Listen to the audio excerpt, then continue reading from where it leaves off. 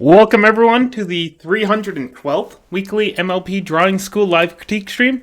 It's somehow February 22nd. It's 2/22/2222 Tuesday for some of It's a us. Tuesday. Yep. And we got some horse art today and some people who are willing to critique said horse art. That list of people includes Vex, Hello. Alleyclaw, Hello.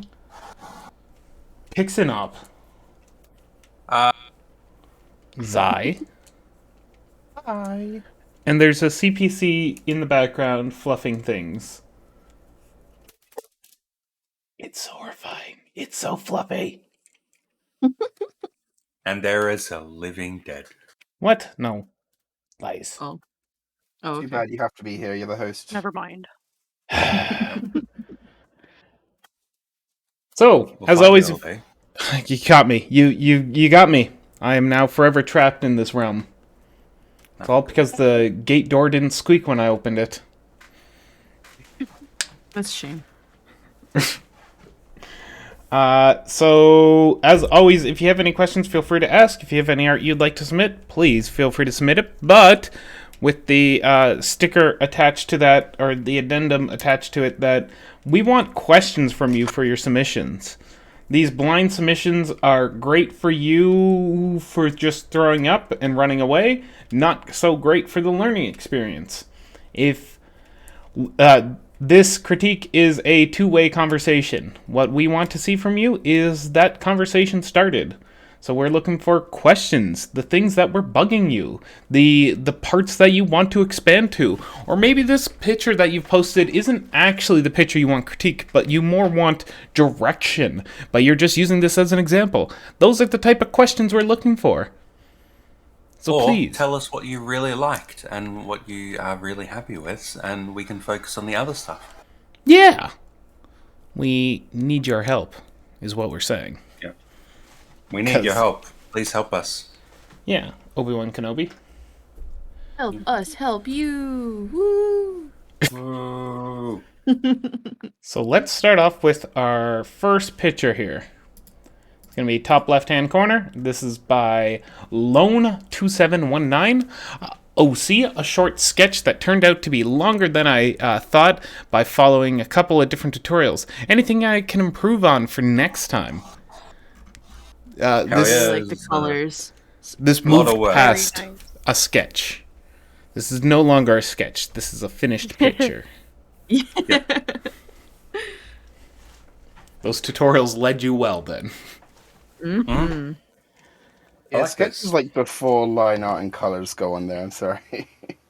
Yeah. I like the colouring of all these bits of things and the good Sky, job with the yeah. clouds. The stars, the sky, that's all beautiful. All so wonderful. The shame of it all, though, because it is very wonderful, very dynamic, and where the light sits, that means we're just about to we're just getting close to having that light either run away or appear for us. Not quite sure in this case. We don't have any of that color being shone anywhere. Everything is lit up in this basic, 67,000K lighting, this white lighting.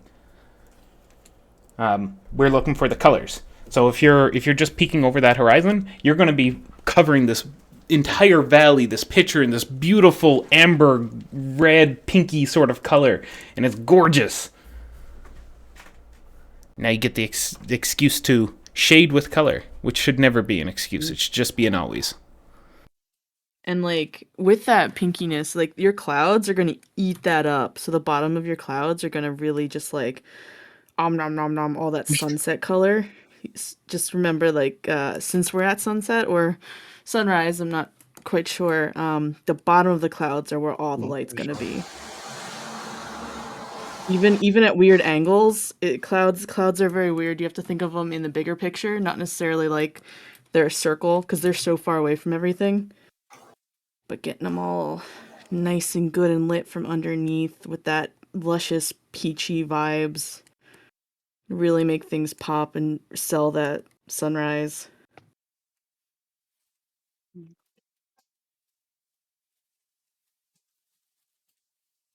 I like the CPC's back on fluffing. purple ears. That's fun. Hmm. That's a thing I don't see often. At first glance, I thought it was just a coloring error, but the fact that it's a different color and it does have the separation among them, that isn't a total tangent, looks very good. Your ear shape's wonderful. And the fact you have 2 ears. Oh, you get more bonus points. Yep. You want LD's good side. Yep.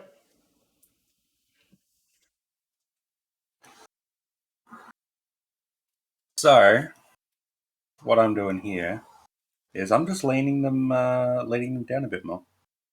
When you have this kind of like pose, or this kind of a vibe going on,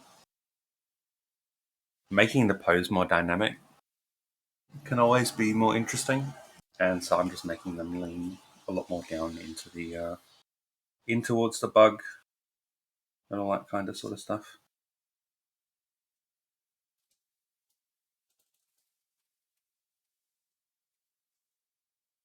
And I'm also thinking about the opposite hooves. So up here, let's say okay, let's say that this is like the looking at it from top down. Opposite hooves can do similar sorts of things. So like if this hoof is really extended, this hoof can also be really extended, and then these ones can be a little bit closer to the center and all that kind of sort of stuff. So yeah, thinking about the hoof positioning and all that kind of stuff can be really fun.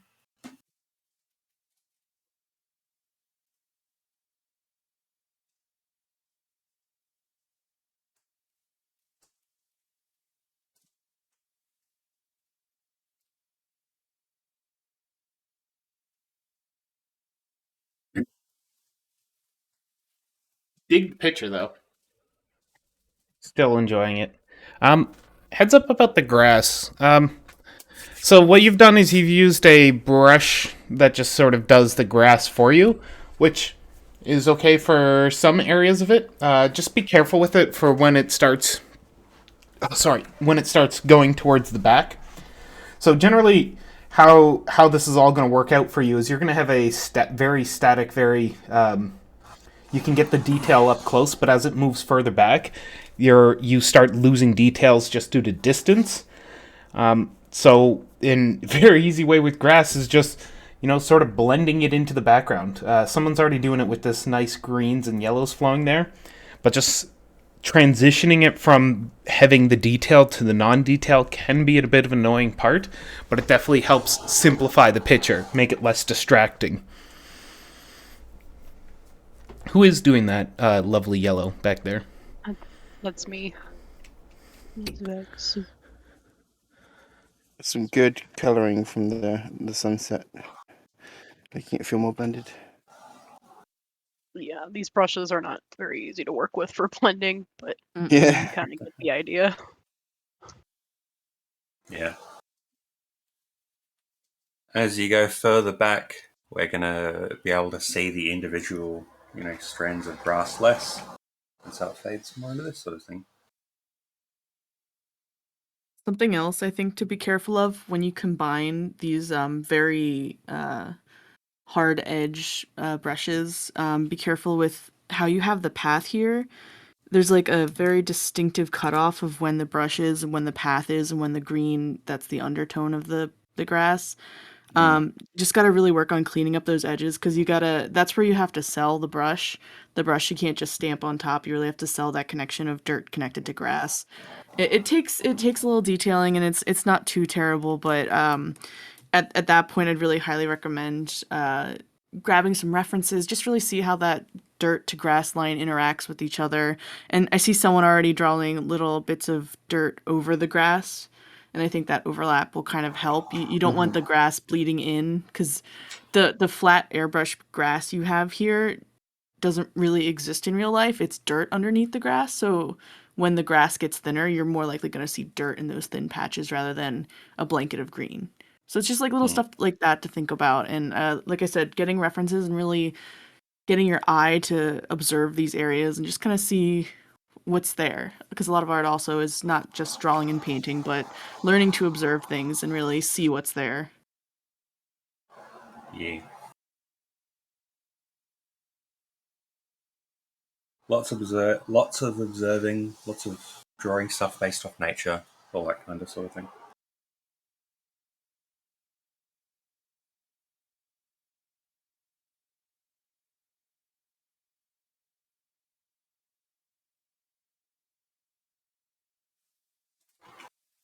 All right. Anyone else have any other wonderful points of critique for this one? Nope. Oh, I like the alternate pose sort of going on there. It's good. All right, then let's roll. Next one up, Luna. Whoa, Luna. So this is by Starsong Dusk, and it's titled Luna, and they have been doing a lot of digital practice lately. Here's my most recent piece. I'm beyond thrilled with the quality. Critique is welcome and requested. Any suggestions on how I would improve the drawing would be amazing. It's good. It's good, and you should feel good about it. It's a good drawing. Hell yeah. Good job. Yeah, I think my question for you is maybe take a second and think of a more specific question, because there's always 1,000 different ways we can improve in art, but what were you particularly struggling with? Because you're saying you're new to digital. Is there something about digital that you're struggling with, or something you wish you knew, or something you really like doing and want to, go more into? Anything that really helps us guide you, because right now, like, your lines are looking clean. I see you're already playing with line weight. There's some things that could be cleaned up here or there, but like you said, you're just kind of getting started with it. So I'd love to know what directions or what things you'd want help with.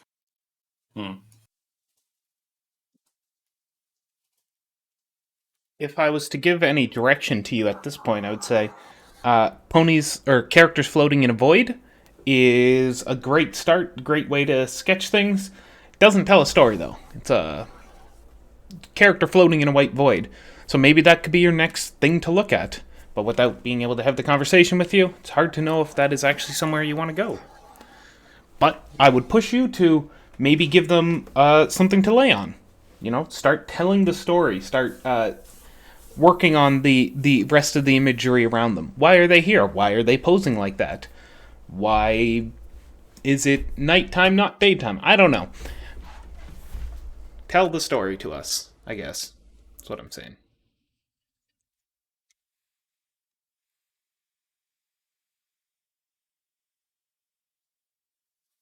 The only critique I really noticed here was with the eyes. You have a lot of eyelashes on there, and it's a lot of stylistic preferences how you do eyelashes, but generally you want to keep details equal to the amount of detail you have everywhere else. So having this many eyelashes is just very distracting, especially since people are drawn to look at faces, so that's the first thing you're going to see. And it's just a lot of eyelashes there that doesn't match with the rest of the details. So I just simplify it a little bit if you want I to used to keep do this like type of lots and style lots the of same. eyelashes in my pictures. Like I for some reason I didn't want them to come out at an angle, so like they had to be like extremely flush with like how they sort of graduate out from the eyes, and then I wanted to do like little bits between them, so I ended up with like really full feathery sort of eyelashes on every single pony. But I think it sort of works better sometimes, especially with a style like this, to have some more simplistic eyelashes.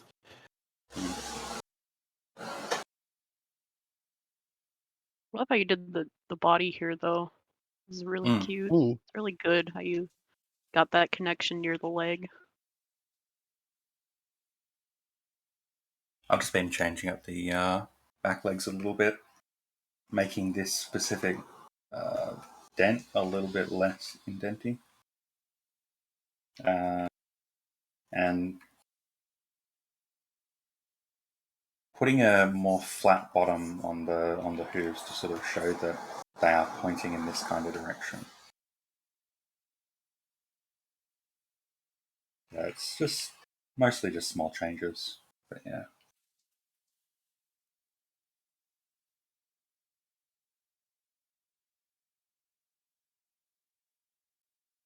can see someone doing the more flowy kind of trying Yeah, to keep that. looking at it, the body is a little bit long, or maybe the neck's just a little bit thick here. Mm. Yeah, it's a good way to check your proportions is to connect all the lines from like, the body itself instead of putting all the like little bits on top. Is just do lines like this, see if anything looks weird, because the neck here is really big compared to Mm. the size of the body. Something that you can also do that might be able to help is around here, underneath the ear, you can have like the Mhm. hair kind of bleed into that area to sort of take up some of that space and all that kind of thing. And that kind of lets people sort of, lets their eyes kind of like, fit in where the head is and all that sort of stuff, so you don't have to deal with it as much. Oh, you can see someone down here trying the pose as well. That's pretty cool.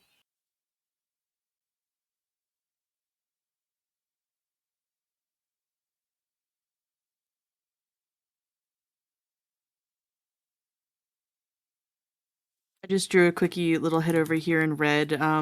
Going back to the face, just be careful of the lines you make here. The eye I see the eyelid, like the whole eyelid here, come out from the face with no forehead. It's just kind of the eye, as well as there's no cheek here. The eye it's a difficult thing, but you have to remember eyes are eye sockets, so they're going to be sunk into the skull. So there will be some form of face around it, some kind of fleshy thing holding it in. So just be careful of eye bulging out. It doesn't, yeah, there's a little bit of someone drew there. It doesn't need to be a whole lot, but just having a hint of the face. Sure, sometimes at a weird angle, maybe the nose will cover up that cheek because of where you're pointing, but there'll still be some sort of eyebrow or just something. The eye won't be popping out too much. I know sometimes in comics you can see it curve just the slightest bit, the eye, but it won't be as intense as uh, you have here. Mm. With this kind of pose, I could see like a pillow being like underneath there or something like that. That could be cool. Laying down poses are always interesting. Looking at references is always good.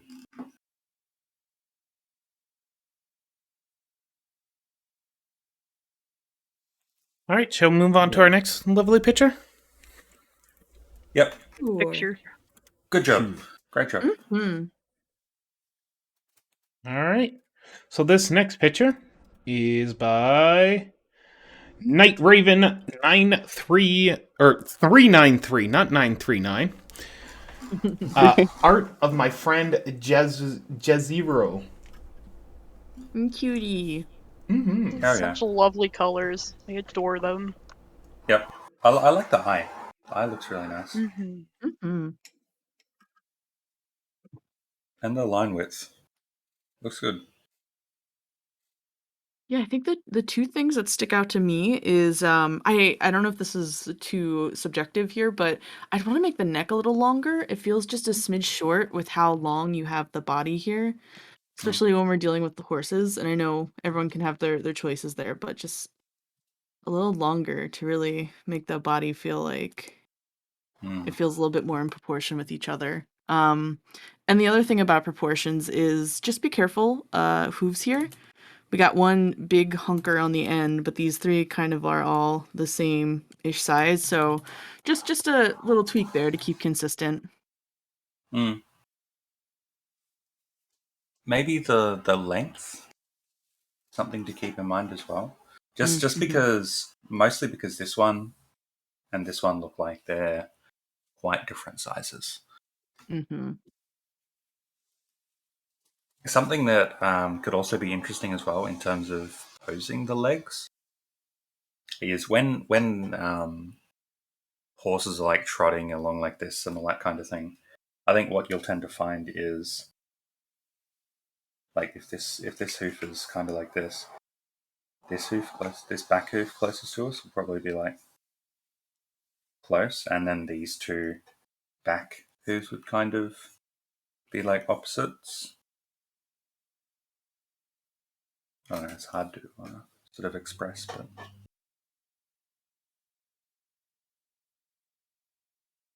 front hooves, back hooves. I don't know. I get you. Yeah.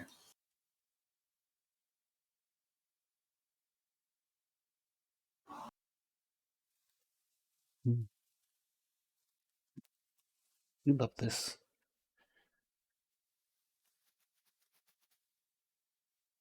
Interesting ear shape. I like it. Shading inside the main's very good. Mm.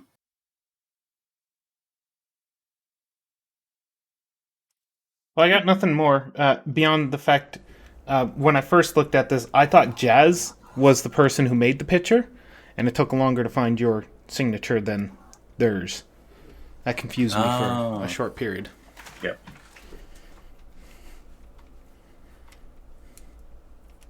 All right, shall we move on to? to? I just wanted to quick say I do enjoy the shading on this. It's nice. It's very flowy.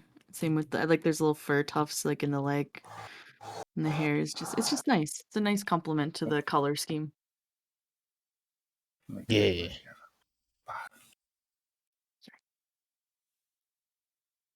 All right, shall we move on to our next lovely piece? Let's go. Cool. Good drawing. All right. Our last picture submitted so far is this Cutie Mark by Wolfie_Reddit. Work in progress Cutie Mark thingy. Hell yeah. That is all the information we've gotten. I mean, this is super fun. I think the biggest thing I would change here is don't do the line art. I think it really takes away from it being a cutie mark. I know some people do have line cutie marks, but the fact you have everything so pastel and then a hard dark line, it kind of takes that away from feeling like a cutie mark. Yep.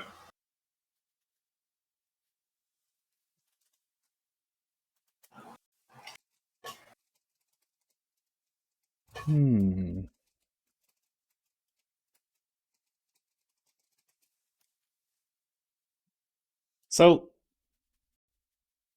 Twiggly Speckles Cutie Mark has 5 stars around it, right? I think it's sick. Sick? No? Yeah. Google, tell us. Tell us. Okay, Google says 5. Okay. Okay. So I'm just saying, we could just take advantage of those 5 stars. Thank you, Google. No. Okay. We are fighting with technology. Yeah, this is what I'm doing right now. Okay, so on her cutie mark is like the regular star, and then it's got one there. Okay, how about a marker there? Like if we had the star, it'd be there. Then you'd have the cutie marks. I don't know why I didn't draw that as a star, but too late now. I'm already on a tangent. Anyway, we'd have the cutie mark surrounding it like yo. We could, if you wanted to debizify this one, if you were to take those other 5 ponies and put their stars there, I bet that would work a bit better for decluttering this one. And you'd still be able to do that double layer star that Twilight's cutie mark normally is. True. Yeah. We'll put Sunset Shimmer's cutie mark just over top of all of them. It's fine. Yeah. Clearly you meant Starlight Glimmer, but I'll let you off. No, it's what happens when there's an amalgam of 2 of them. Sunset Glimmer. It's fine. Yep, Sunset Glimmer. Brilliant. Anyone else have any other ideas or thoughts on this cutie mark?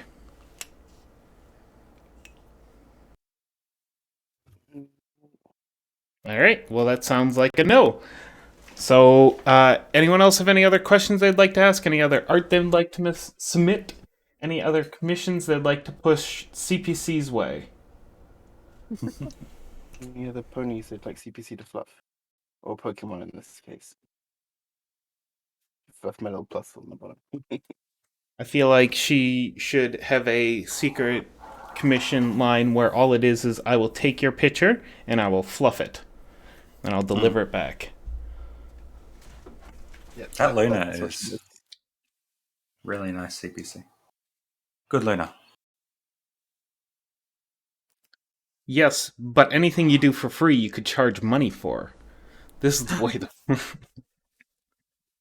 Anyway, seeing as we got no other arts being thrown at us, we're going to call it a day. So thank y'all for coming. We'll see you again next week. Goodbye. What? Bye.